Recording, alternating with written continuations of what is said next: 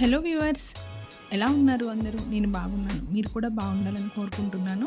ఈరోజు రెసిపీ మునగాకు కారప్పొడి. మీరు కనుక మా ఛానల్కి కొత్త అయినట్లయితే సబ్స్క్రైబ్ చేయండి, లైక్ చేయండి, షేర్ చేయండి. మీరు ఈ రెసిపీని ట్రై చేసి రెసిపీ ఎలా ఉందో కామెంట్లో ఫీడ్బ్యాక్ ఇవ్వండి. ఇది 4 to 5 months నిల్వ ఉంటుంది. మునగాకుల్ని నీటిలో కడుక్కొని ఒక 2 నుంచి 3 సార్లు కడిగేసేసి ఒక మెత్తటి క్లాత్ పైన ఆరబెట్టుకోవాలి. ఇలా ఆరబెట్టిన మునగాకుని ఒక్కొక్కటిగా తీసుకోవాలి.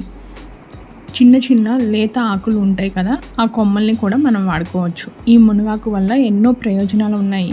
విటమిన్ ఏ, ఈ, సి, మళ్ళీ మన హార్ట్కి ఎట్లాంటి హెల్త్ ఇష్యూస్ కూడా రాకుండా మనం మునగాకుతో కంట్రోల్ చేసుకోవచ్చు. ఈ ఆకుల్ని కంపల్సరీగా యూజ్ చేయండి, వారంలో ఒక్కసారి అయినా సరే. పిల్లలకి పప్పులో అట్లా కూడా వేసి ఇవ్వచ్చు.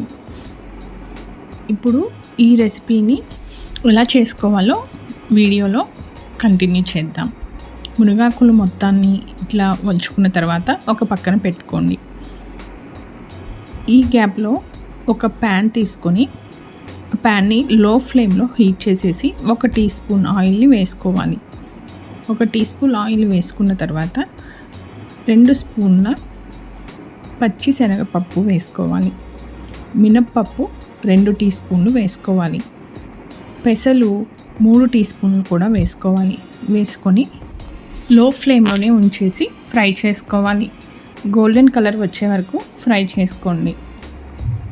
ఇప్పుడు ఇలా ఫ్రై అవుతున్న టైంలోనే మనము ధనియాలు వేసుకొని ఫ్రై చేసుకుందాం. ధనియాలు 2 టీ స్పూన్లు తీసుకున్నాను. 2 టీ స్పూన్లు ధనియాలు కూడా వేసిన తర్వాత 5 నిమిషాల పాటు లో ఫ్లేమ్లోనే ఉంచేసేసి ఫ్రై చేయండి. ఈ కారపొడిని ఇడ్లీలోకి, దోశల్లోకి అన్నిట్లోకి వాడుకోవచ్చు.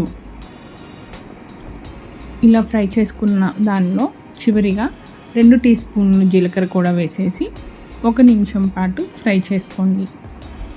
జీలకర్రని ముందే వేసేస్తే మాడిపోతుంది, అందుకని చివరిలో వేసుకోవాలి. ఇలా ఫ్రై అయిన దాని తర్వాత చల్లార్చుకోండి, ఒక పక్కన పెట్టేసుకోండి. ఈ గ్యాప్లో ప్యాన్లో 1/2 టీ స్పూన్ ఆయిల్ వేసేసుకొని 15 ఎండుమిరపకాయలని వేసుకొని లో ఫ్లేమ్లోనే ఉంచేసి ఫ్రై చేసుకుందాం. ఎండుమిరపకాయలని కంటిన్యూస్గా ఫ్రై చేస్తూ ఉండండి. ఇప్పుడు ఒక చిన్న బాల్ సైజు చింతపండు తీసుకొని విడివిడిగా చేసుకొని ప్యాన్లోనే వేసేసి ఫ్రై చేయండి. ఒక 2 నిమిషాల పాటు ఫ్రై చేయండి. లో ఫ్లేమ్లోనే ఉంచి ఫ్రై చేసుకోవాలి. హై ఫ్లేమ్లో ఉంచుకున్నట్లయితే మాడిపోతాయి. ఇలా ఫ్రై అయిన వాటిని కూడా తీసేసి ఒక బౌల్లోకి వేసుకుందాం.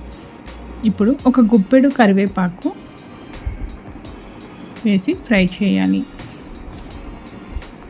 కరివేపాకు కూడా కడిగి ఆరబెట్టిందే. ఇందులో మునగాకును కూడా వేసేసి ఫ్రై చేసుకోవాలి.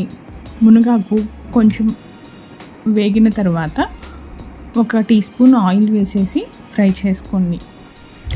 మునగాకుని కూడా లో ఫ్లేమ్లోనే ఉంచేసి ఫ్రై చేసుకోవాలి. ఆయిల్ మధ్యలో వేసుకోండి, ముందే వేసేసుకోకండి, ఎందుకంటే కింద ఉన్న ఆకు అంతా ఫ్రై అవుతుంది, సమంగా వేగదు కాబట్టి.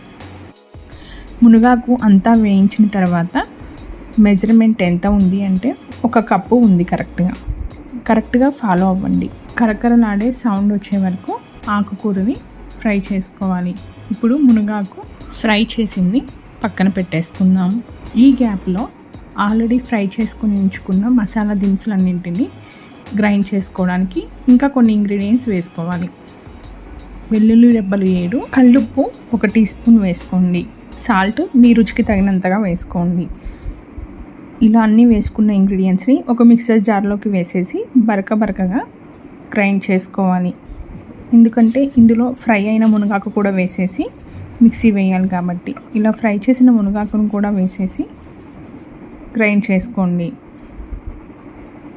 కారము కొంచెం పొలుకుగా ఉంటేనే బాగుంటుంది కాబట్టి మరీ మెత్తగా గ్రైండ్ చేసుకోకండి. Thank you for watching. Please watch and subscribe.